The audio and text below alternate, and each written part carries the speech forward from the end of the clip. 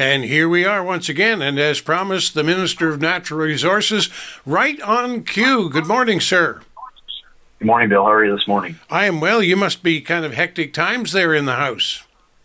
Yeah, a little bit of hectic, but nothing out of the normal for the legislature sitting, and a day in the life of an MLA, I guess. Well, it's not a bad day in the life, I can tell you that. And are you sitting down?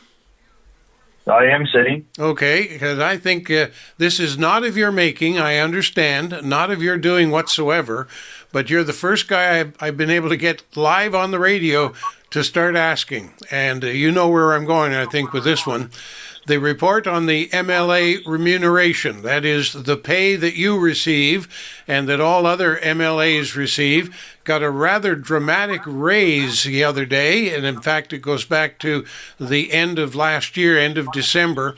The rather dramatic raise. It's based on a report that's created by an independent panel. This was done some years ago, setting up this independent panel to make recommendations every once in a while about the base salary and any additional salaries made by, well, the MLAs first, and then people like the Speaker, the Deputy Speaker, the Cabinet Ministers, that would be you, and of course the Premier. And this three-panel group, three deputy ministers, Tracy Tawil, Kellyanne Dean, and Jennifer Glennie, came back with recommendations which are binding. It's not like you get a chance to debate it and argue it, and it's retroactive to last year. You're getting a raise from $89,000 and change up to $115,000. That's just a start. Then, of course, as a cabinet minister, then you get an additional, well, $63,000 on top of that. So it's a great day in the neighborhood, isn't it? I appreciate you sharing those numbers. I actually haven't had a chance to even look at the report. As you said, it was the three deputies that did this, and also Dylan did a scan of all jurisdictions around Canada, what takes place, some provincial, some federal, and some other provinces as well. But I haven't had a chance to look at the report. Actually, a busy day in the House for me yesterday, but yeah, it is a binding report that is supposed to stay out of the hands of the MLAs to make those decisions. Well, I remember way back when it used to be that every once in a while, and it might go some years depending on the economy and so on, but I remember it used to be that somebody would stand up in the House and make a motion to create a committee to look at the pay. And off they would go and come back with a recommendation. And I don't ever recall them coming back saying, let's cut their pay. It always went up. And, of course, that set off a firestorm of criticism because it was MLAs looking at their own pay. Now, somewhere along the piece, somebody said, let's take it out of our hands, put it in the hands of somebody else that's separate and apart, and whatever they say goes. And so that's what now happens. It's not something you set in legislation or your party, but rather this is the way it works. But, you know, there's a couple of things at play here. You say you checked across the country to see, what are other people getting paid? And I look at that and say, so what? That's like saying to me that, you should get what they get in Toronto, where the cost of living is higher, or Vancouver. You can't compare apples with oranges. And so that one falls flat for me. The second part that falls flat for me, and again, this is not your doing, and so therefore I'm just, venting here on behalf of the folks. The second part is that, never mind that you can't really compare apples with oranges, but the fact of the matter is you didn't go in this for the money. And the current economy in Nova Scotia is such, there's nobody out there getting those kinds of raises. And I think I know you. And I think deep down in your heart, you're thinking to yourself, this really isn't fair. Now, I'm not putting words in your mouth, but I think it really isn't fair at this time. So how do you answer that to people? Yeah, I really don't know how you do answer that, Bill, to be honest, because as you said, it is a binding recommendation from the committee to the legislature. It's the duty of the speaker to ensure that it gets tabled every session following an election. But yeah, no, I certainly hear you. It is a binding decision, as I said, and you're quite right, Bill. I certainly did not get into this for the money. I love my constituency, and every day I go to work, I work hard for the constituency, and certainly try to be there to support the community. So I certainly did not get into this for the money. Well, at the same time, I say I think I know you, and we've never kind of disagreed before, not on anything great, but this is big. This is important. We're a hurting economy. The federal government looking at a campaign, a national election campaign based on the economy, the cost of living. Your government came through with all kinds of supports when times were tough during COVID, and you're looking at a new budget and new ways to reach out to help people. And then on the other side of the coin, I used to joke with you about going to Treasury Board and filling up the wheelbarrow. This is kind of like what you're doing now. Although you're not doing it, you've got your wheelbarrow nearly full. And it just hurts, when you're looking at it. Now, you said you have difficulty with it too, and I appreciate that. It wasn't mentioned in the press release, but it seems that I recall somewhere in a different press release from the Premier that he said the MLAs, you and all of the other MLAs, have an option to refuse the raise. How does that work, or is that true? That I don't know, Bill. I haven't seen that document that you're speaking of, or even heard that comment yet. But if it came from the Premier, obviously it's there. But I'll have to look into to see what that means. Well, I wish you would, and of course, any minister that I get to talk to between now and my regular time with the Premier, which is now the second Monday in March, we'll get a chance to talk. This is just kind of a really big deal. I'll stand to be corrected, but basically it looks like the Premier's salary's doubled from about 115 roughly to double that. Almost, and it's hard to say. Ironically, there was only one that faced a decrease. Every other position, the Speaker, the Deputy Speaker, the Leader of the Opposition, the Leader of any party, that would be the Liberal Party at the present of official party status, that leader gets a stipend on top of the MLA salary as well. And the only one who lost some money on the deal, lost about $9,000, is a decrease for any minister without portfolio. Their extra pay drops from $49,000 to $40,000, roughly speaking. But I kind of went through the list. I'm not sure. Do you even have a current minister without portfolio in your cabinet? No, not at this present time. It's not something typically that does take place. It has taken place in history, and actually, my grandfather was a minister without portfolio for a short time at the end of his career when John Buchanan made him a leading minister to help out with the new ministers. Yep. But it is in the pay scale, so it does have to go into those reviews and those studies done by the committee. Well, I can hear it in your voice that almost a heavy voice. Again, it goes back to where I think I know you, and that you don't appreciate this for all the reasons we've already talked about, and you're obviously not forthcoming with a lot of new information other than what's in the press release, but. It's now out there. Do you anticipate as you travel about your constituency and beyond that people might raise this with you and be upset with you?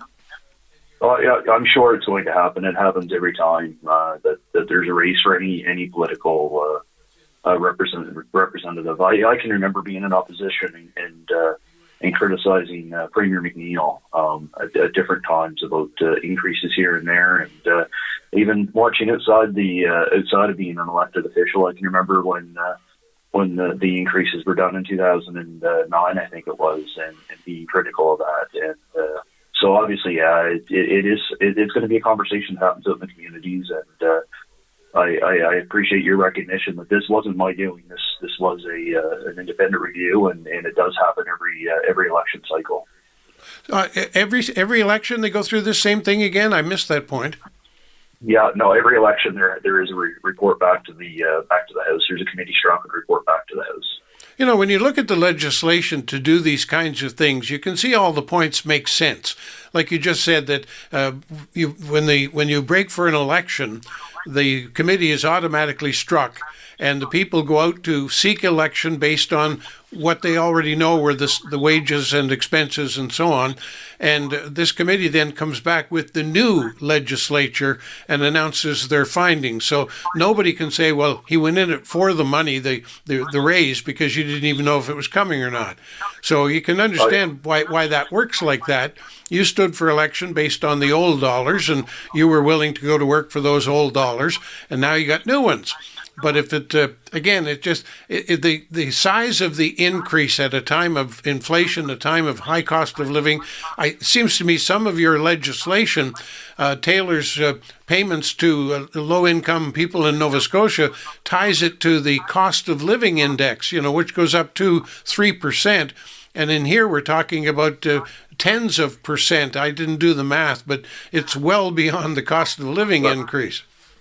Yeah, I don't know if you remember the conversation you and I had when Premier Rankin was there for 6 to 8 months, and the report never ever got tabled that time because it was such a short span from it wasn't an election. It was such a short span when the Premier Rankin was there. But you and I did have a conversation about salaries, and you made a good point then.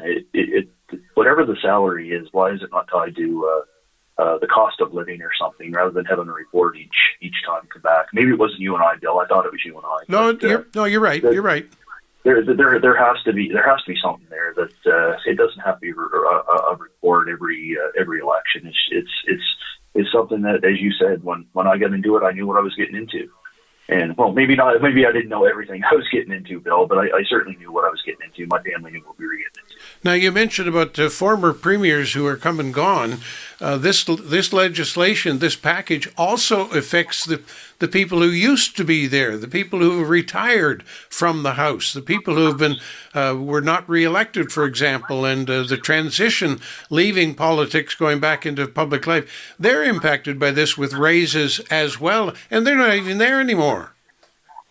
That I was not aware of either, Bill. Like I said, I didn't get a chance to read that report, so that's kind of interesting too. And it just goes to show again, like this is the best way that they could figure out in the early 2000s of how to do this report to the committee, but there's always room to grow. Well, like I said, I don't get a chance to talk to the Premier again until the second Monday in March. That's his regularly scheduled time. Now, mind you, there's a lot of heavy stuff going on in the House, and he may, in fact, make himself available before that, because he does, of course, appear before the reporters at Province House with great regularity. And we're looking to perhaps join that kind of scrum situation as well in a new way with some video coming up. But until that happens, I'll ask you a couple of questions. I'll be looking for you next Wednesday. How's that? One is that sounds. One is sorry. the one is that if in fact, and I believe it's true, if in fact you or any individual can refuse the raise, and if that being the case, where does the money go? What do they do with the leftovers, so to speak? I could use some. Send it my way if you want. But how does that work? If you were to say to them, I don't think this is appropriate right now, I don't want it, I won't take it, what happens then? That's a question I'll ask for you for next week. How's that? Yeah, no, that sounds good. And there's a point you just made about taking part in some of the scrums. I'm sure you're aware that the typical scrums after question period has changed, and they've actually moved it to the one government, the media room there. So external people that are outside the city can actually start taking part in the scrums after question period. So I know it's not your air time, but it's in the afternoons usually, Bill. But it may give you an opportunity to have some conversations and questions to other ministers as well. Indeed it is, and I've already spoken to the folks at Communications Nova Scotia and others, and indeed we're looking at making some very serious and dramatic changes here so that we can, in fact, take part. I remember when we kind of first got going here big time with the radio, and we were taking part in the afternoon sessions during COVID with the Premier, the then Premier, and Dr. Strang. And people who remember then, they heard me ask questions in those sessions as well, live, although we weren't, and we were carrying it as a special live broadcast at the time. It wasn't on our morning talk program.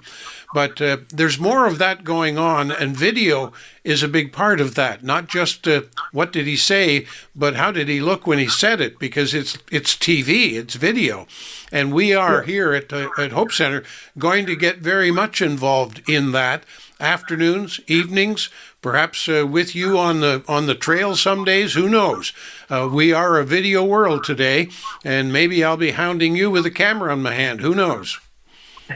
No, that's fantastic to hear that you're going to be trying to take part in that. Just to give you a little nod, Bill, when this concept was discussed a few weeks ago, your radio talk show was actually used as an example that you actually reach out and talk with ministers, have a regular talk show with Premier and regular weekly talk show with me, and they actually used you as an example that wouldn't have the opportunity to come to the city to ask questions, but it's made available now that you can call in for scrums. So I'm certainly pleased to hear that you're willing to take part in that, because there's a lot that does happen at the House that you and I, at the legislature, that you and I don't necessarily get a chance or time to cover everything, and it gives an opportunity to bring that news to Cumberland County. So thank you for that, Bill. Well, no, it's my pleasure. Of course, I'm a news hound, you might say, an old-fashioned news reporter, and I seek it out, and I'm kind of a political animal. Sometimes I wonder if I'm just living too far from the action, but technology changes all of that. And the technology you're talking about allows me to be sitting in my studio in Pugwash and talking live and asking questions and being seen and heard over the technology. So technology, for all its faults, is making things a wee bit easier for those of us who prefer to live in rural Nova Scotia. And boy, oh boy, do I ever love Cumberland County, the rural aspect here. You know that. You do too, and I love it too. Yeah. Anyway, I know you have to go. You're getting ready to go in the house, and your turmoil, your schedule is really in turmoil these days. And making sure we get a chance to talk to you is becoming nearly a full-time job. But I thank you for making the time available. Well, I appreciate it too, and the flexibility you offer, Bill. It's always good to talk and bring the stories back to Cumberland County. So certainly appreciate that. All righty, be safe out there and be warm. Everyone, stay safe, stay warm, and we'll talk next week.